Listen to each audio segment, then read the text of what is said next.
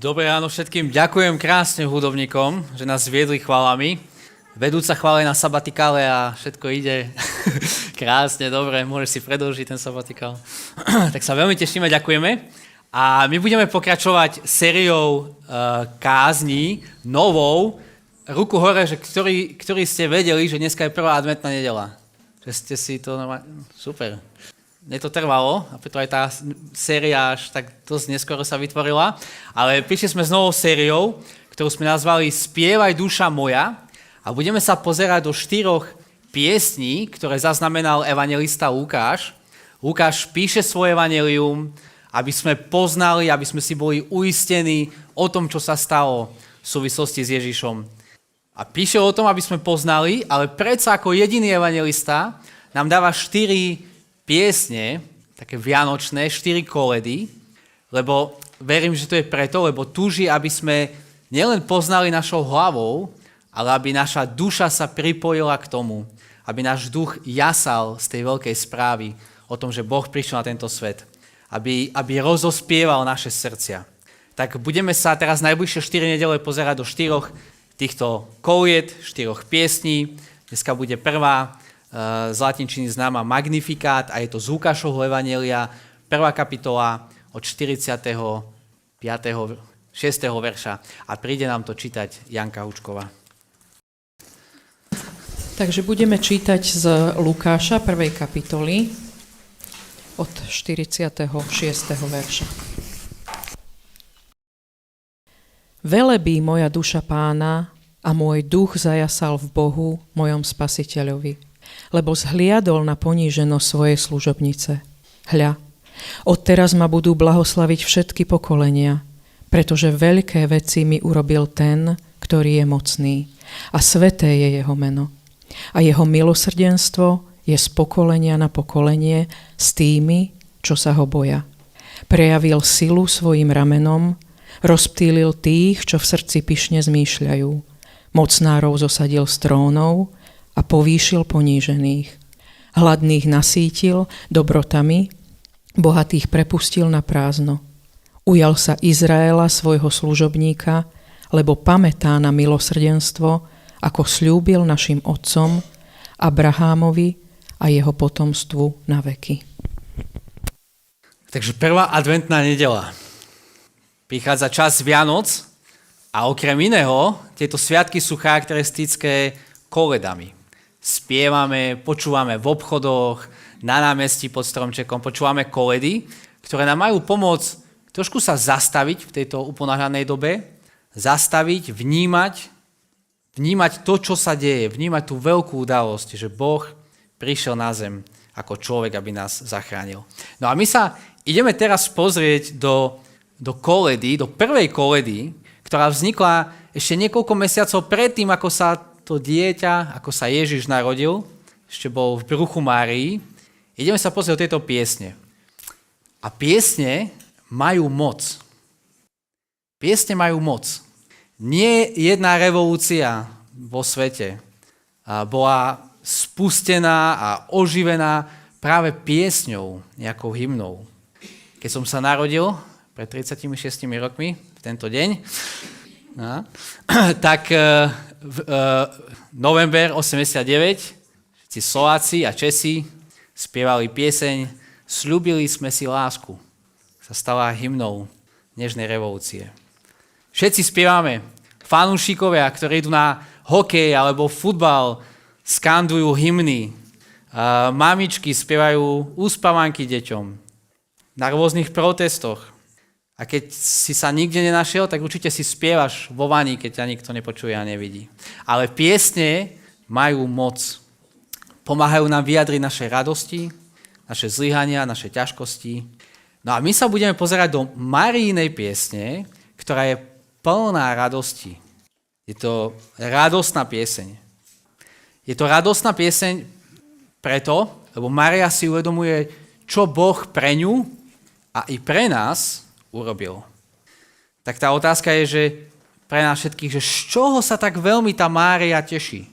Alebo ešte skôr sa spýtajme, že ako je to s našou dušou dnes? Keď Mária spieva, že velebí moja duša Pána, ale ako je to s našou dušou dnes?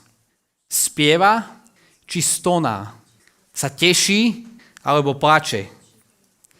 Asi ten lepší opis by bol, že naše duše sú unavené, vystrašené, zmietané, nepokojné, nevieme, čo zajtra bude. Toto je bol asi lepší popis mnohých z nás, nášho vnútra, našej duši. A Mária, ktorá spieva radostnú pieseň, si nemyslíte, že žila v lepších podmienkach ako my. Politicky Mária žila na okupovanom území pod nadvládou Rímanov. Ekonomicky, materiálne sa mala určite horšie ako my. Sociálne, mladé židovské dievča je tehotné a ešte nemala svadbu. Skúste si to predstaviť. Jej podmienky vôbec neboli lepšie ako naše.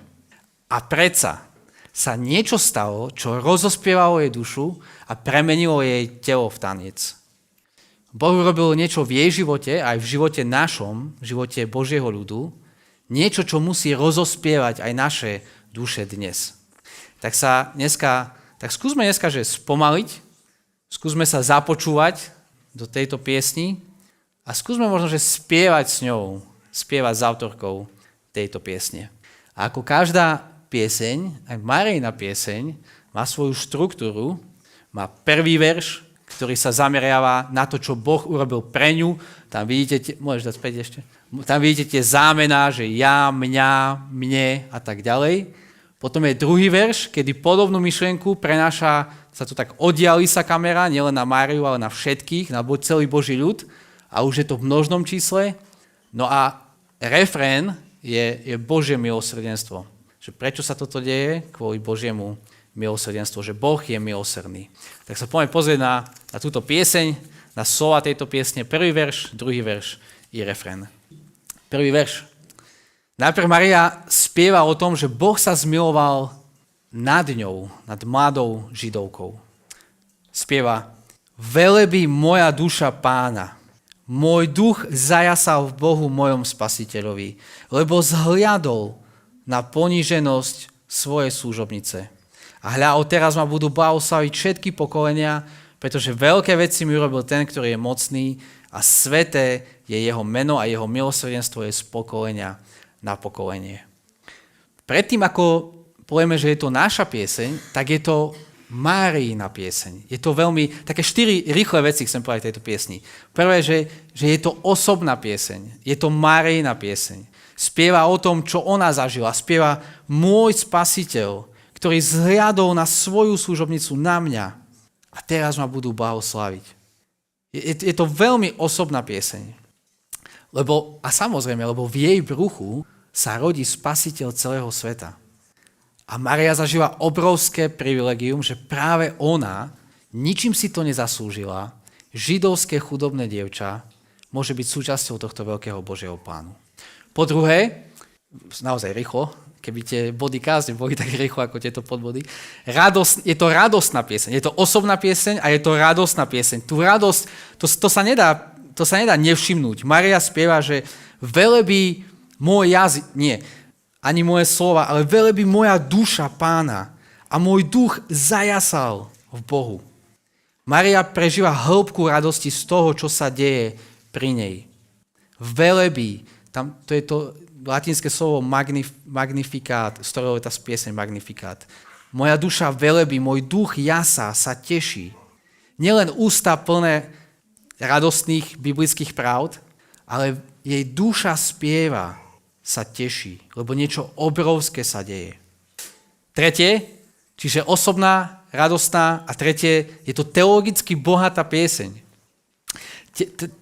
Terminológiu, ktorá používa, je hlboká, je biblická.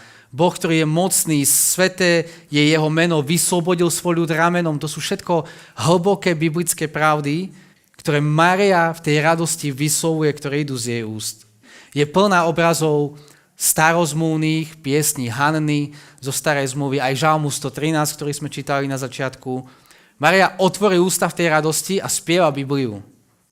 Veľa kresťanských umelcov skladá dnes kresťanské piesne a sú osobné, sú emocionálne ladené, čo je silné, čo je dobré a správne, Ale často chýba tá biblická hĺbka. Mária otvorí ústa a spieva Bibliu. Toto mladé židovské dievča. Preto, lebo vidí, ako táto biblická zväz sa práve v tomto momente naplňa. Teraz tieto obrazy dávajú zmysel starozmluvné. A po štvrté, je to pokorná pieseň. Alebo inak povedané, je to pieseň veľmi zameraná na Boha, nie na Máriu. Je to Marijina pieseň, je to o tom, čo ona zažila. Ale ten fokus, ktorý tam jasne vidíme, je, že ten fokus je na Boha, ktorý sa skláňa, ktorý zhliada k Marii, ktorý ju robí svojim nástrojom. My špeciálne na Slovensku máme tak silný dôraz, dávame na tú vetu, že blahoslaviť ma budú všetky pokolenia. A potom to extrémizujeme, buď či pozitívne, alebo negatívne. Sa veľmi potom zameriavame na tú autorku pieseň, ale to, čo ona robí tou piesňou, je, že chce, aby naša pozornosť bola zameraná na Boha. To on sa skláňa k nej. To on ju robí známou, blahoslavenou. To o ňom spieva. O jeho moci, o jeho extravagantnej milosti. On prišiel, vzhliadol na obyčajné dievča, povýšil ju. Jemu patrí chvála. Jeho velebí moja duša. Môj spasiteľ, hovorí Mária. To slovo velebí, v angličtine magnify, v latinčine magnificato, niečo také. Ona hovorí, že moja duša velebí Boha. A to slovo znamená, že zveličuje, alebo zväčšuje, vyvyšuje. Ako keď sa pozriete do ďalekohľadu a vidíte zrazu tie objekty oveľa väčšie, oveľa bližšie. Toto robí jej duša. Ale ona to robí potom, čo Boh zveličuje ju. Čo Boh zoberie chudobné dievča a teraz ju blahoslavia všetky pokolenia.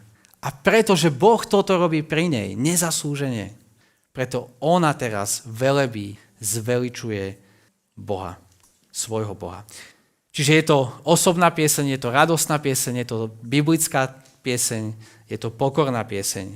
Marijina duša spieva, lebo sám svätý Boh si vybral obyčajné dievča, nobody, chudobné, ponížené z Nazareta a urobil z nej blahoslavenú po celom svete. Skúste sa do toho vžiť, najprv do nej, do jej situácie. Viem, že chlapom trošku ťažko to bude, ale obyčajné, chudobné, nevýrazné židovské dievča v okupovanej krajine. K nej príde Boh a povie, teba si idem použiť, aby prišla záchrana do celého sveta. Mňa? A inak celý ten vianočný príbeh, ako keby stále tá otázka bola vo vzduchu. Boh sa zjaví nie kráľom, nie duchovným lídrom, ale pastierom. Nám? My máme prísť uvítať kráľa, Boha. My? Prečo? K čomu si Boh chce použiť Máriu? K čomu si ju chce použiť? A čo to má s nami v 21. storočí? A to vidíme v 2. verši tejto piesni, kde teraz zámena sa zmenia z jednotného čísla, teraz prechádzame na množné číslo, lebo to, čo sa deje Márii, má presah do celého sveta. To, čo sa deje Márii, je skvelou správou pre všetkých. Ona to dobre vie, Mária. A práve preto jej radosť môže byť aj našou radosťou. Takže ten druhý bod a druhý verš jej piesne, teraz kamera sa oddialí, už nepozerá na Máriu, ale pozerá na celý Boží ľud. Sme vo verši 51 až do konca 55. Prečítam. Prejavil silu svojim ramenom, rozptýlil tých, čo v srdci pyšne zmyšľajú, mocnárov zosadil z trónov a povýšil ponížených. Hladných nasytil dobrotami a bohačov prepustil na prázdno.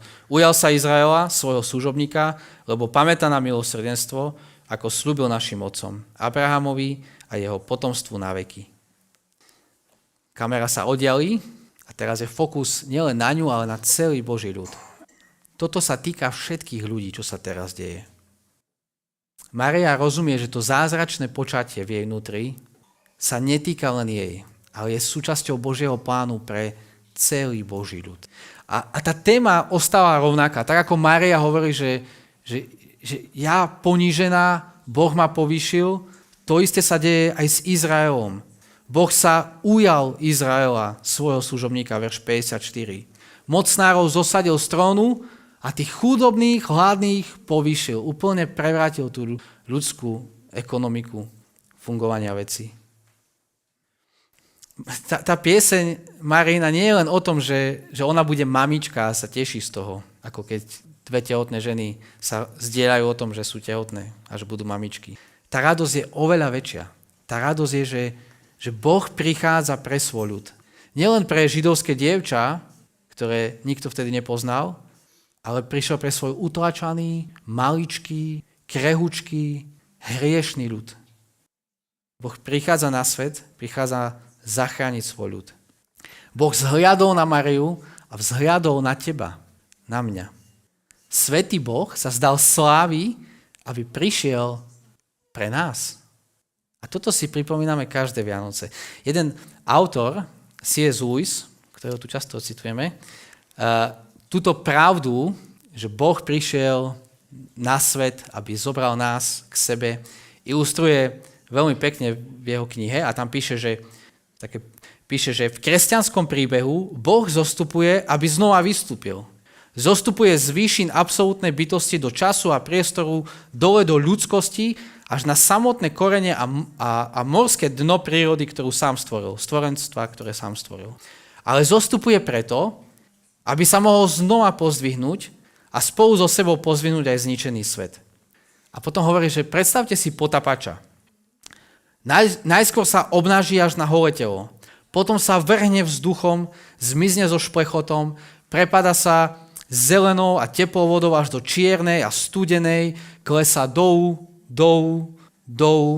tlak sa zvyšuje, dolu až do oblasti smrti podobnej bahnu, slizu, starej hniloby, pľúca mu idú prasknúť a potom znovu nahor, späť k farbe a svetlu, s pľúcami takmer praskujúcimi, až kým náhle neprerazí ich hladinu, držiac v ruke mokrý, vzácny predmet, pre ktorý zostúpil dole.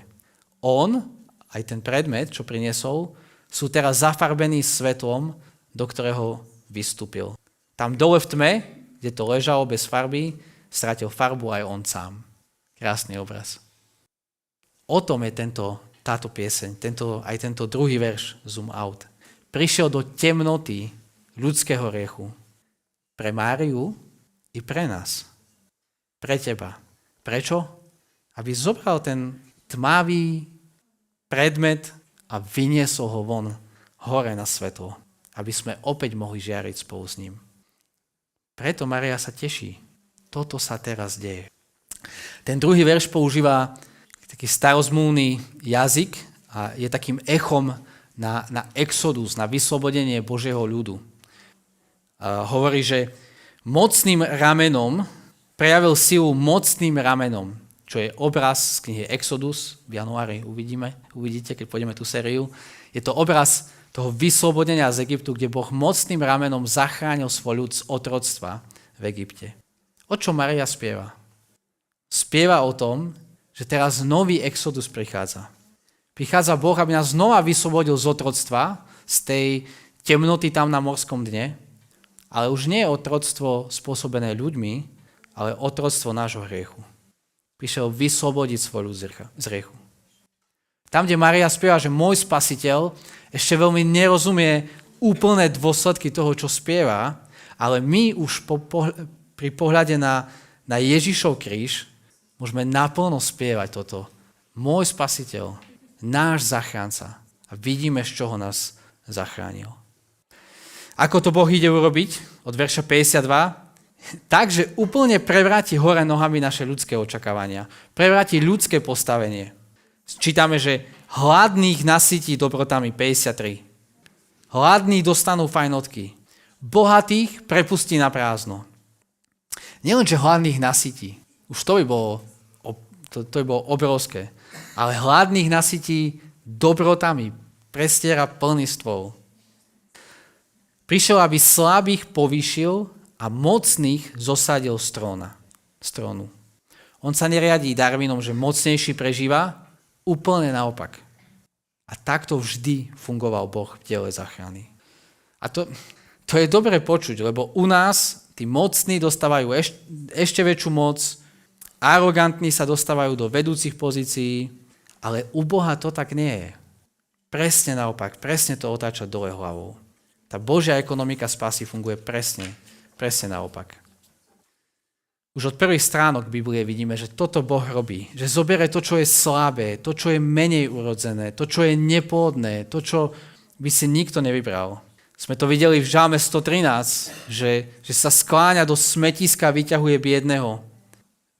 Vidíme to v živote Ježiša, kedy sa postaví do chrámu s tým svojim prvým manifestom a povie, že duch Pána je nado mnou, číta proroka Izajaša, lebo ma pomázal zvestovať chudobným evanjelium, uzdraviť skrúšených srdcom, poslal ma vyhlásiť zajatým prepustenie, slepým vrátiť zrak, utlačaných prepustiť a vyhlásiť milostivý rok Pána. A potom povie, tada, teraz sa to naplnilo. Toto je náš Boh, ktorý má záľubu v chudobných.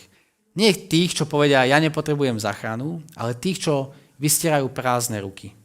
Tých sa ujíma a tých zachraňuje. Tí, ktorí hovoria, že nepotrebujem Boha, sme dostatočne mocní, silní, dostatočne morálni, dostatočne náboženskí, ja to zvládam, týchto zosadzuje zo strónu a zo smetiska vyťahuje biedného. Blahoslavení, ktorí pláču nad svojimi hriechmi. Blahoslavení chudobný duchom. No ale prečo to Boh takto robí? Ako je to možné, že to takto môže robiť?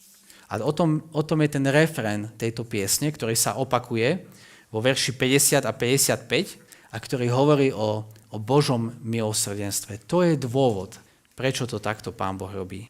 Prečo sa Boh skláňa k Márii? Prečo sa Boh skláňa k nám? Prečo povyšuje ponížených a prevracia takto náš spoločenský poriadok? Kvôli tomuto refrénu. Čítam verš 50. Lebo jeho milosrdenstvo je z pokolenia na pokolenie s tými, čo sa ho boja. Verš 54, ten koniec, druhá časť. Lebo pamätá na milosrdenstvo, ako slúbil našim otcom, Abrahamovi a jeho potomstvu na veky. Prečo? Lebo náš Boh je Boh milosrdenstva. Milosrdenstvo je prejav zľutovania, prejav súcitu. Poznáte ten známy príbeh, že milosrdný Samaritán, ktorý sa sklonil a pomohol Židovi v núdzi. Ale nielen, že Boh toto robí skutky milosrdenstva, ale on sa tak predstavuje, že to je jeho meno. On sa tak volá, on taký je, to je jeho charakter. Zase Exodus. Hospodin, milosrdný, láskavý, zhojevavý, veľmi milostivý a verný Boh. Takto sa predstavuje Božiemu ľudu. To je to, kým som. A preto takto sa správam. Aby nás hriešnikov Boh mohol zachrániť, nemohol to urobiť nijak inak ako cez milosrdenstvo. Keby konal podľa toho, čo si zaslúžime, nikdy by sme neboli zachránení. A nikdy by neboli Vianoce. Ako v tej knihe v Nárnii, stále zima a žiadne Vianoce. Prichádza Mikuláš, 6. december, a zase budeme všetci rodičia počúvať, ako Mikuláš, pozriem, či to sú deti, tak nepoviem, že či to je niekto prezlečený alebo nie. Ako Mikuláš sa pýta tú otázku každý december a zaslúžil si sladké. Poslúchal si celý rok. No už viac uveriteľné je, že ten muž je naozaj Mikuláš, ako to, že poslúchali celý rok. Zaslúžil si. Bol si celý rok poslušný. Jasné, že nebola. Jasné, že nebol. A jasné, že si nezaslúži. Si predstav, že by Svätý Boh prišiel k Márii s rovnakou otázkou. A bola si celý rok poslušná? Že by prišiel k nám s touto otázkou. A zaslúžiš si moju spásu, záchranu? Keď v 17. storočí zomieral jeden americký puritán a kazateľ, učiteľ Thomas Hooker, tak sa opýtali, že no už zomieráš, že čaká ťa odmena? Môžeš dať taký obrázok. Už ťa čaká odmena na nebi. A tento slávny muž povedal, že nie. Mňa čaká milosrdenstvo. Toto je pravda evanjelia. Jediné, čo nás zachráni, je jeho milosrdenstvo. V nás nie je ani štipka nádeje pre záchranu. Ale Boh bohatý na milosrdenstvo sa sklonil k nám zvláštnym, šialeným spôsobom. Prišiel, použil si mladé židovské dievča, narodil sa, prišiel ako dieťa, večný Boh, narodený človek. Prečo? Lebo Boh pamätá na svoj sľub. Lebo Boh je Boh milosrdenstva. A tak posledná otázka po tejto piesni. Akí ľudia môžu radostne spievať túto pieseň? Akí ľudia odchádzajú s Máriinou radosťou? Alebo aký postoj nám pomáha, aby sme spievali tú Máriinu radosť? Mária chváli Boha, ktorý je milostivý po všetky generácie. Boha, ktorý sa skláňa k slabým, pozdvihuje, krmi hladných. Poznáš tohto Boha? Ona nevelebí Boha, ktorý je chladný učiteľ, ktorý len nastaví nejaké pravidlá, je vzdialený od ľudí, potom sa vráti skontrolovať, že či tie pravidlá sa naplňajú. Nie. Velebí Boha, ktorý nekontroluje, či celý rok sme boli dobrí, ale či sme závislí na ňom a na jeho záchrane. Božie spasenie podľa Máriinej piesne nie je pre pyšných. Nie je pre tých, ktorí povedia, že nepotrebujem Boha. Ja si poradím. Ktorí si držia to dokazovanie seba, svojej morálky vo svojich rukách. Ale tí, ktorí otvárajú dlane a hovoria, nie, potrebujem teba. K biedným sa skláňa, k duchovne hladným sa skláňa. Je to pieseň pre pokorných. Je to pieseň, ktorí prichádzajú s prázdnymi rukami, hladní, ktorí vedia, že iba Boh má zdroje, ktoré potrebujeme, ktorí potrebujú dobré veci, ktoré on ponúka, odpustenie, identitu novú. Je to pieseň pre reálnych ľudí s reálnymi potrebami. Tak aký postoj nám pomôže mať Máriinu radosť? Alebo sú tvoje ruky dnes prázdne? Je tvoje srdce hladné? Vtedy, keď uznáme, že my nemáme to, čo naozaj potrebujeme. Keď uznáme, že sme hladní a keď sa modlíme, že Bože, Ty ma náplň. Títo odchádzajú šťastní, títo odchádzajú radostní s touto piesňou. To je jeden z najsmutnejších momentov tej mojej práci, keď pri pastoráciách, ale práve preto, že to je často môj postoj, preto je to také smutné, nie je to, keď niekto hovorí o ťažkých zlyhaniach, nie je ani to, keď hovorí, že nechce slúžiť zbore.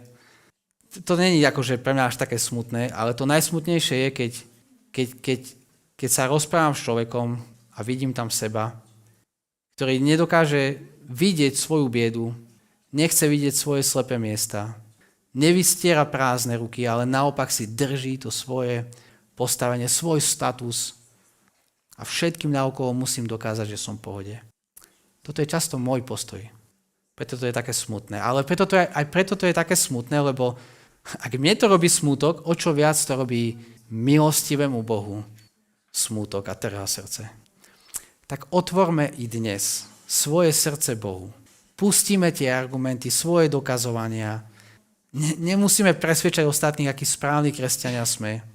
Naopak prídime k Bohu v pokáni a žasníme z Božej nezaslúženej milosti. Namiesto toho, aby sme sa porovnávali, uznajme, že aký Boh je milostivý a že sa sklonil ku mne, zachránil mňa a ja som si to nejak nezaslúžil. A zoberme jeho milosť, ktorú ponúka. Takže začína advent. Môžeš dať ten posledný slajd. Tak skúsme počas decembra, počas tých 4 týždňoch, keď sa blížia Vianoce, skúsme spolu s autorom tohto evanjelia, s Lukášom, keď nám dáva tieto piesne, skúsme naozaj, že spomaliť, skúsme spoznávať hĺbku tých piesní, do ktorých sa pustíme a naozaj skúsme to spievať spolu s nimi, spolu s autormi týchto piesní. Je to veľká výzva v tomto uponáhľanom svete, ale skúsme to. No a keďže dneska mám narodeniny, tak som vám pripravil darčeky, aby sa toto naozaj, aby to bolo ľahšie pre vás, tak si môžete dneska, keď pôjdete domov, môžete odísť s takou brožurou, sa volá, že Spievaj duša moja. Tam sú zamyslenia a tam sú vlastne tie 4 naše texty, ktoré budeme prechádzať. Sú tam zamyslenia od jedného z najlepších učiteľov, ktorého poznám, Christophera Escha, prerobené do našej zrozumiteľnej reči a sú tam nejaké otázky, aby ste mohli zamýšľať a potom vyplňať. Takže kľudne si to zoberte ako darček, keďže mám narodeniny a nech vám toto pomôže naozaj, že spomaliť sa, spoznávať a spievať tieto piesne spolu s nimi. To je moja modlitba, to je moja túžba. Budem sa modliť. Pane, poznáš každého jedného z nás. Ty najlepšie vidíš, kde sa nachádza naše srdce. Ty vidíš, či naša duša teraz spieva alebo plače, stoná. Prosím, Pane, aby si sa naozaj sklonil znova bytostne k nám a aby si rozospieval našu dušu. Asi sa nezmenia okolnosti častokrát, ale môže sa zmeniť náš postoj. Tak ťa prosím, aby sme znova aj cez tieto sviatky uvideli Boha, ktorý sa milostivo skláňa, ktorý nás nedáva bokom ako tento svet, mocný tohto sveta, ale ktorý prichádza, objíma tú dušu, objíma srdce boľavé a hovorí, že si moja, pre teba som prišiel. Teba som prišiel zachrániť. Teba zoberiem z toho morského dna, aby som ťa priviedol na svetlo do mojej slávy. Tak ťa prosím, aby sme toto mohli naozaj pociťovať každý jeden z nás. Amen.